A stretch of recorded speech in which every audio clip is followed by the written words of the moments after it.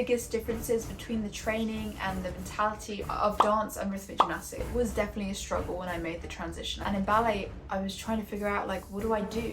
That was perhaps one of the hardest things I had to learn. That made me want to cry. I didn't get it. Like, I couldn't understand what it was I needed to do. Guys, I've just had my first weekend off in, I want to say months. I'm probably exaggerating, but it feels like months. I finally got some sleep. Finally, yes, I've had an infected blister and I'm on penicillin. We're almost there. We're getting through, guys. We're getting through. If you are new around here, my name is Hannah Martin.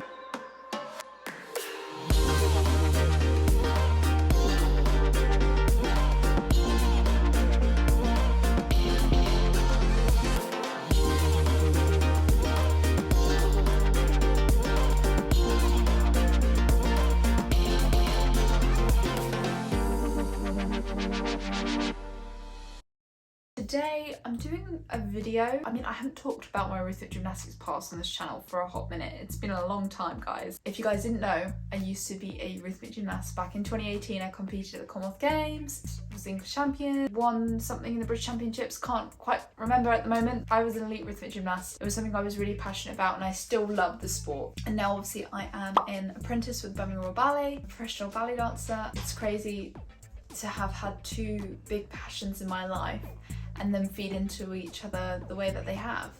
This video, I wanted to talk about 5 biggest differences between the training and the mentality of dance and rhythmic gymnastics, or ballet and rhythmic gymnastics. When I first went into going down the ballet path, I think both me and my mum assumed it would be much similar to the rhythmic, but I don't think we quite realised how different it would be. It was definitely a struggle when I made the transition, I'm gonna say that. I don't think I've ever struggled so much when I made that transition. It was also a very difficult time in my life. A lot of things were happening, not just in my career pathway, but in my personal life as well. But having lived both lives at quite a high level, I thought I would highlight some of those differences because I thought you guys might be interested. Let's just dive right in. The biggest difference I felt initially was the fact that in rhythmic, you would have a personal coach. At that elite level, you would have someone who would be on you all the time, pushing you, making sure your routines were adequate enough, the right elements in there to get your highest scores, organizing your training, pushing you in your training, making sure you were focused and on track for whatever you needed to do. When I went into the ballet sphere, it's a very, very different mentality. Obviously, you have private lessons if you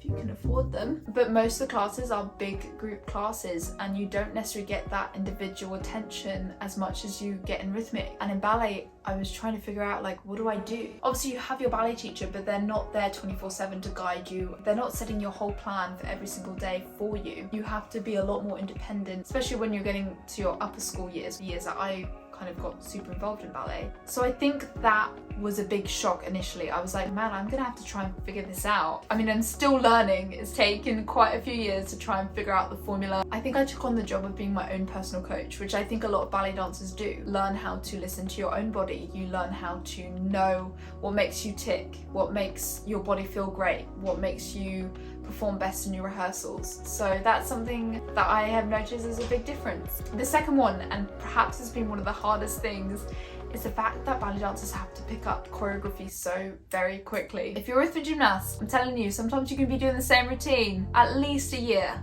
at least. If you change your routine during 1 year, that's considered to be quite extreme. We're drilling these routines like 5 times a day, every day for a year. It's not like that little part of your brain where it's like, learning new things is really activated that much. You're obviously learning how to do your routine better and more efficiently and precisely, but it's not like you're having to learn new combinations every day. In ballet, that was perhaps one of the hardest things I had to learn, was being able to pick up quickly. And it's still something I'm struggling with. That little part of your brain that does that is trained from such a young age in ballet, whereas mine was not. I always did ballet, but it was always like syllabus work or really, really, really slow Russian ballet that made you want to cry. Tom releve, and it would just be like 1, 2, 3, 4, 5, 6, 7, 8, hold, 2, 3,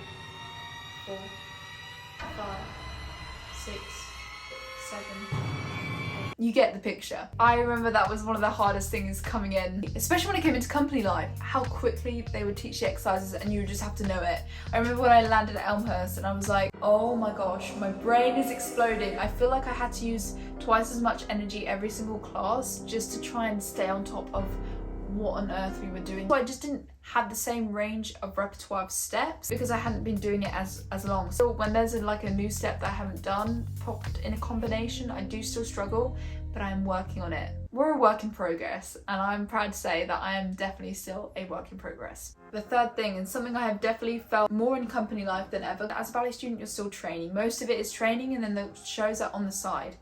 Company life, it's all about the shows. It's all about training towards the shows. That is the main focus of the company, obviously. You're cast in shows. Like, you have to work hard to get cast in a certain role or a certain part. It's not just like you have a minute and 30 routine and you get that minute and 30 routine of solo on the floor, like in rhythmic gymnastics. That was like a non-negotiable. It's like, no, you are going to be doing a solo on the floor. It's not like you had to fight for that.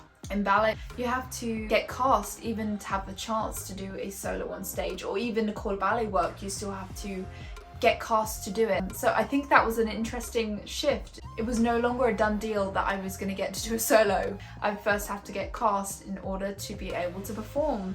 That aspect was definitely a humbling one, definitely something that has motivated me and pushed me in the ballet spheres to work harder, and I am grateful for that. I'm grateful for that experience because it makes you value your time performing so much more. You treasure that so much more than I just took the minute and 30 on the floor for granted. It's a big difference for me between the two. The fourth one, a little bit more lighthearted now, guys. Training attire. So when I was a rhythmic gymnast, I always used to wear, well, my mum used to make me wear leotards and unitards when I was younger.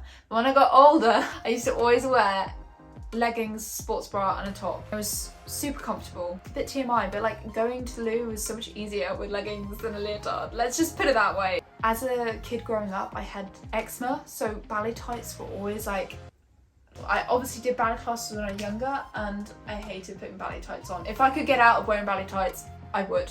In ballet, you can have different styles, and I'm still kind of discovering what my style is, but I'm getting there. I'm getting there with my style. There's a definite different look. Like the French twist, I love a French twist.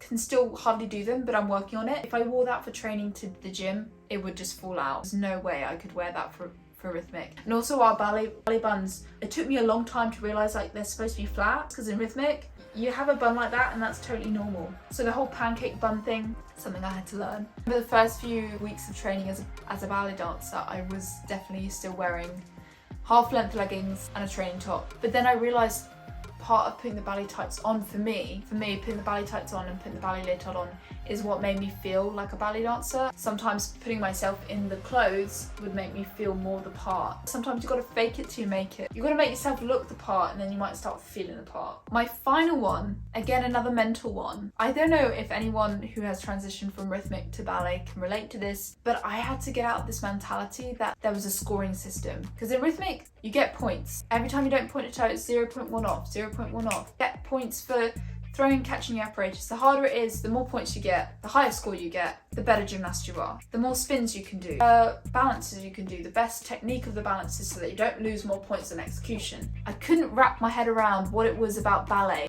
What do you get more marks for? Should I try and focus on more turns? If I do enough turns, will I get like enough points with like the people casting for like schools? If I could do 4 pirouettes, does that like set me above like the other people auditioning? I didn't get it. Like I couldn't understand what it was I needed to do to get the marks to be good at ballet. Getting out of that like marking scoring system in my head took a little while. I started realizing like there's so much more to a dancer than just the dancing part. Adaptability like to different styles. There's spatial awareness, like how quickly you can pick up. These are skills that are essential to being a ballet dancer that go above than just your basic, technique.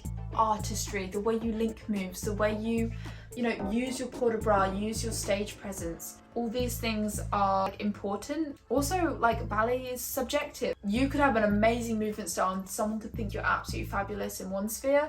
you could do a different style and they might not like it as much, and that's okay. There isn't like a baseline score, which also is what makes art and what makes it beautiful. Like there's no size fits all, you know, because it's subjective. Sometimes that can be frustrating, but sometimes that can be what makes our art beautiful. It makes pieces so different because different people get highlighted in different pieces, and you can see different aspects of a person's personality depending on the piece that they do. That is just some observations I've made. Let me know if you can relate to any, or if you find any of these funny or hilarious. I just watched the British Championships. It kind of brought back some of the memories and old emotions I had when I first kind of made this shift to ballet. So I wanted to kind of share some of these funny things with you, things I've had to like overcome or just shift in mindset since becoming a professional ballet dancer, things that I've had to learn and, I don't know, appreciate. Let me know your thoughts. Also, if you made it to the end of the video, make sure to comment this emoji because I like to see who the true motivators are.